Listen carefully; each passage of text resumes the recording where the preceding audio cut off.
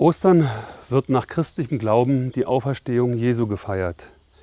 Das ist das erste Wochenende nach dem Frühlingsvollmond. Die Fastenzeit geht zu Ende. Am Karfreitag wurde Jesus gekreuzigt, Sonntag ist er auferstanden.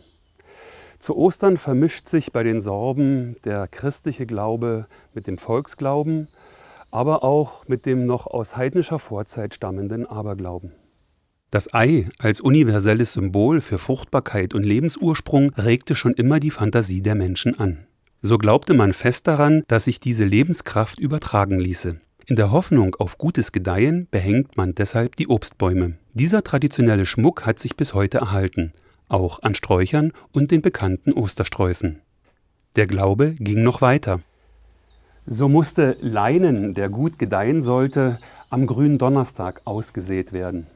Leinen war bis Mitte des 19. Jahrhunderts eines der wichtigsten landwirtschaftlichen Produkte bei den Wenden.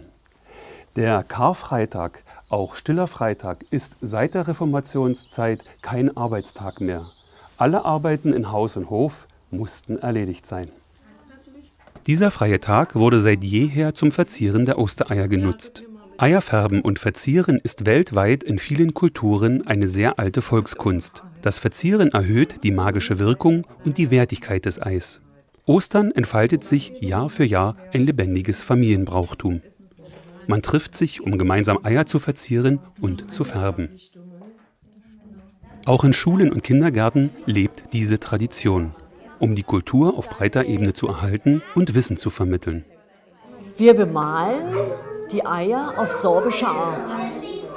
Das ist eine alte Kultur, die sie in den 17., 18. Jahrhundert schon entwickelt hat. Das sind alles historische Zeichen. Wenig Menschen kennen das noch, weil die Wolfszähne zum Beispiel, die beschützen das Grundstück, die beschützen die Menschen. Und das Dreieck, das ist die Dreifaltigkeit. 3 Dreiecke zusammen bedeutet immer Mutter, Vater, Kind. Die Wolfszähne darum beschützen die Familie. Und nochmal eine Reihe Wolfszähne herum beschützen das Grundstück. Und das wissen die meisten Menschen gar nicht mehr. Eigentlich kommt es heute mehr auf die Schönheit an. Aber es ist schon schön, wenn wir das so den Kindern beibringen, dass die überhaupt wissen, worum es geht. Nicht? Diese einzigartige Ornamentik ist typisch für die sorbischen Ostereier. Es sind Symbole von Aberglauben und Magie. Auch die Sonnenstrahlen und Bienenwaben gehören dazu. Die Sonnenstrahlen stehen für die wärmende Kraft und Licht, für Glück und Zufriedenheit. Die Bienenwaben hingegen stehen für Fleiß und den Lohn durch gute Ernte.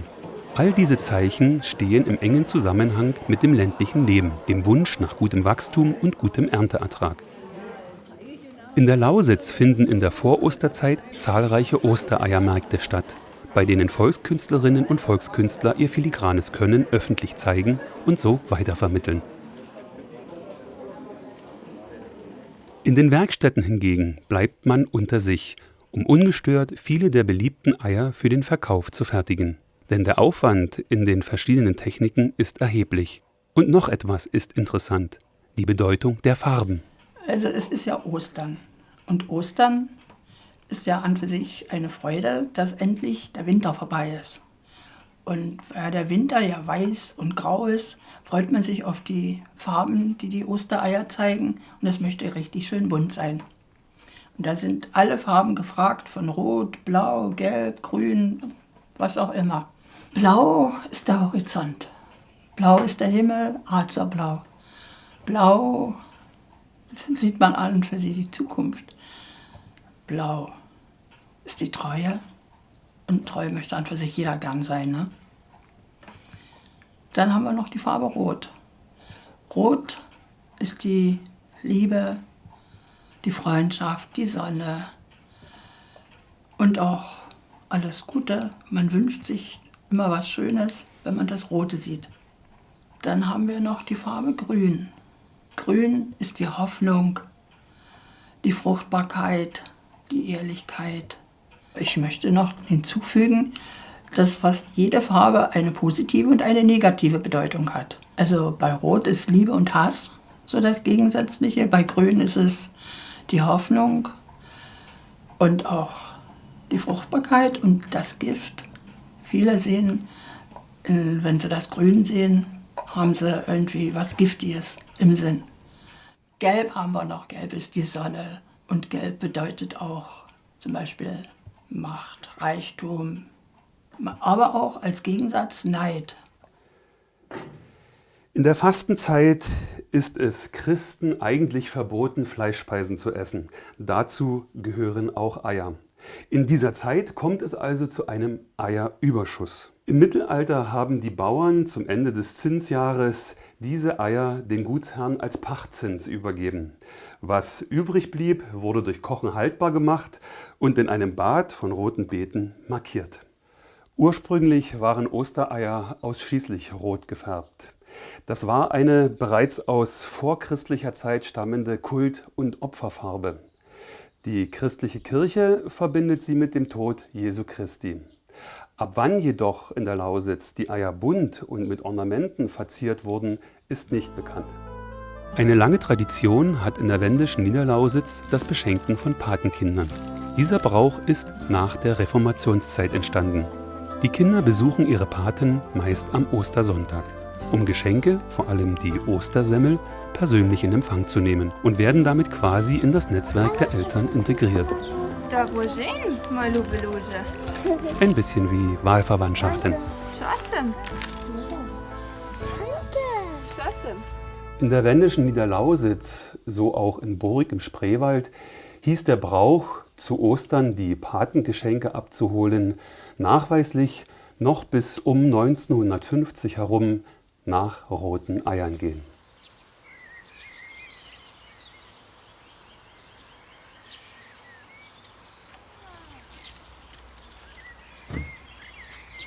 Eier verstecken und suchen ist aber sicher der am weitesten verbreitete Osterbrauch. Wer kennt ihn nicht? Oft werden Ostereier auch verschenkt.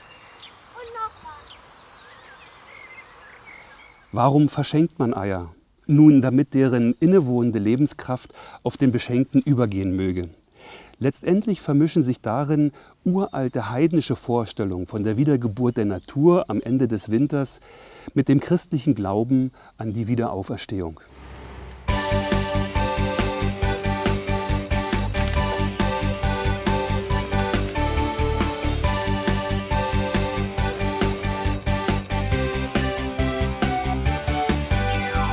Schon Wochen vor Ostern sammelt die Dorfjugend trockenes Holz aus Gärten und Fluren zusammen.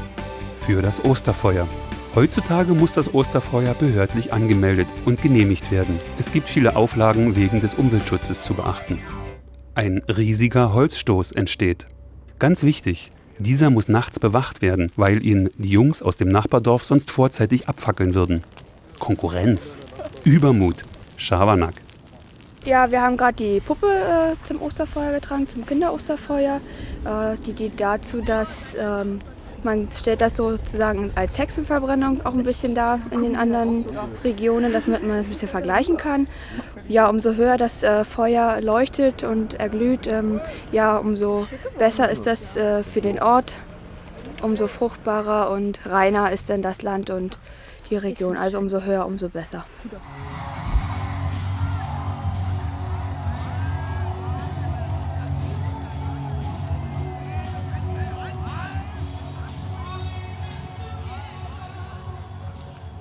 Der warme Schein des Feuers hat zu Ostern eine besondere Bedeutung, weil die warme Jahreszeit, die Zeit von Saat bis Ernte beginnt.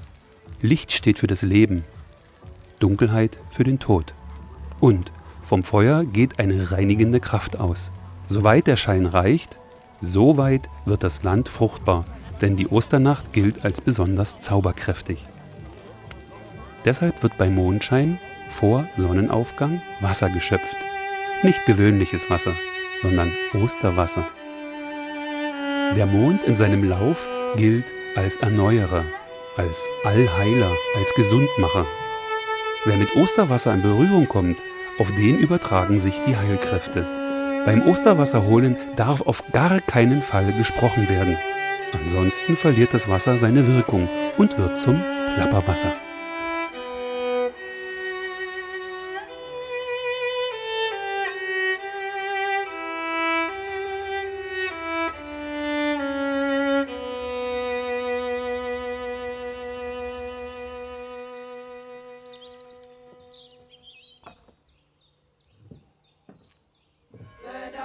Grieche, Alleluja, Jesus ja żywy, Alleluja. Tod und Dunkelheit, Licht und Leben begegnen sich auch beim Ostersingen. Mit dem Singen von Osterliedern und dem Umschreiten von Feldern und Fluren bei Sonnenaufgang sollte früher ein Bannkreis entstehen, der die junge Saat gegen böse Geister schützt. Und beim Schreiten durchs Dorf wird mit den geistlichen Liedern die Auferstehung Jesu verkündet. Dieser Brauch lebt heute nur noch in den Gemeinden Jenschwalde und Heinersbrück. Alleluja, Jesus ja żywy, Alleluja. Nie dajmy Jezus dobru noc, nie dmaja żawa szykna keins. Gesänge stehen generell in enger Verbindung mit kirchlichen Feiertagen, auch in der wendischen Niederlausitz. Nach der Reformation wurden traditionelle Formen des gemeinschaftlichen Singens stärker in kirchenmusikalische Pflichten eingebunden. In protestantischen Gemeinden wurden Singegesellschaften der Mädchen, sogenannte Kantoreien, zur Pflege des geistlichen Liedes gebildet. Besonders in den Spinnstuben wurde dieses Liedgut unter der Anleitung der Kantorka, der Vorsängerin, an unverheiratete Mädchen vermittelt.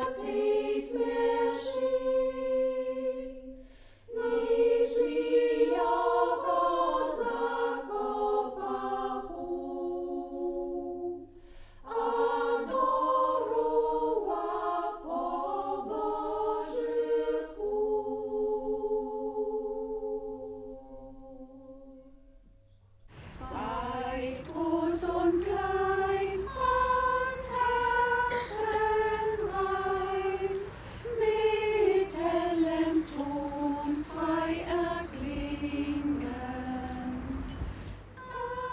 Vermehrt sind zum Gottesdienst am Ostersonntag Frauen in festlicher schwarzer Kirchgangstracht zu sehen, die einst entsprechend strenger Trachtennormen zu allen hohen kirchlichen Feiertagen getragen wurde. Besonders beeindruckend ist der Kirchgang in Burg im Spreewald. Ein uralter Osterbrauch der wendischen Niederlausitz ist das Eierrollen, das Walleien. Felder und Wiesen, über die Ostereier kullern, werden fruchtbarer, so der Volksglaube, weil sich die Lebenskraft des Eis überträgt. Dieser ursprüngliche Fruchtbarkeitszauber ist heute vor allem ein Spaß für Kinder. In Familien und vor allem in Kindergärten werden hierfür extra Wallawas angelegt. Man lässt sein Ei über die schräge Bahn rollen und muss das Ei des vorherigen Spielers treffen. Dann hat man gewonnen und kann es behalten. Oder bekommt eine kleine Süßigkeit. Eine Besonderheit in der wendischen Niederlausitz ist, dass in vielen Familien eine Woche nach dem eigentlichen Osterfest am Weißen Sonntag, hier auch kleine Ostern genannt, noch einmal Eier gefärbt werden. Das oft mit Naturfarben wie Zwiebelschalen zum Beispiel. Kinder, die viele Paten haben und denen es nicht gelungen ist, alle zu besuchen, können das dann noch nachholen.